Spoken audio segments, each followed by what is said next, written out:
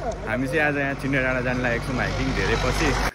Rich पिपुलहरू दुःख बुझ्नुको लागि कहाँ जान्छ हाइकिङ जान्छ है हाम्रो बिस्तारै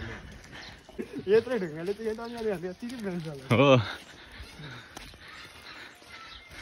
हामी चाहिँ अहिले यो भाइरल प्लेसमा छौँ है, धरानको एकमात्र भाइरल प्लेस कालो सिसाको घरमा। के भन्छ यसलाई थाहा छैन, नाम चाहिँ के भन्छ? कालो अन्डा, ब्ल्याक एग। यहाँदेखि मास्तिर चाहिँ अप्पर साइड सुरु हुन्छ है। अन्त अब यो चाहिँ किनारा भयो लोवर साइड, अनि यहाँदेखि मास्तिर अप्पर साइड। हामी चाहिँ यहाँनिर कहाँनिर अरे लोकतान्त्रिक चोक, लोकतान्त्रिक चोक, रिपब्लिक अफ नेपाल यतै रहेछ है खोलाको छेउमा। कुकुर पनि सुतिरहेको रहेछ यहाँनिर। यो चाहिँ लोकतान्त्रिक चोक रहेछ। ए यहाँनिर हिँड्दै रहेछ त एउटा त। यहाँनिर चाहिँ सिग्नल पनि आउँदैन रहेछ। लोकतान्त्रिक जङ्गल, लोकतान्त्रिक जङ्गल। हामी चाहिँ कुद्दै बाटो खोज्दैछौँ यहाँनिर एउटा।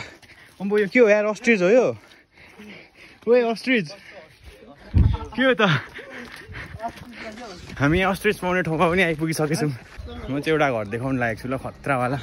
यहाँनिर एउटा के देख्यो भने नि पुलमा पनि मैलाहरू राख्ने ठाउँ रहेछ है। हामी हाइकिङ चाहिँ नेचरसँग कनेक्ट हुने भनेर आएको, अनि धुलो रहेछ बाटो, धुलो पनि नेचरकै भएको हो।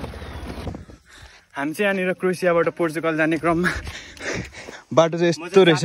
जापान कहाँ हिँडेको अरे? जापान। यस्तो बाटो ल। अर्को भाइ त्यहाँ पुगिसक्यो। यसको नाम चाहिँ ठ्याक्क Laure hotel and sekuwa corner रहेछ। पक्कै पनि लाउरे फेलले बनाएको हुनुपर्छ यो चाहिँ, होइन मनिष भाइ? यस मनिष भाइ, झापाली मगर। यो चाहिँ हामीले नाम्चेको सोझो मगर भनेको थियौँ होइन, लास्टमा चाहिँ बुझ्दै जाँदाखेरि झापाली मगर रहेछ है। त्यही भएर लास्ट गफ दिँदो रहेछ।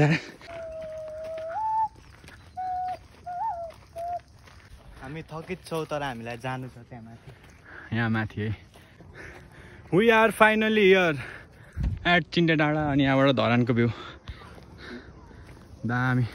कसरी फोहोर नफाल अरे कि, अनि यसलाई चाहिँ हामी घरमै लगेर जानुपर्छ। Okay okay.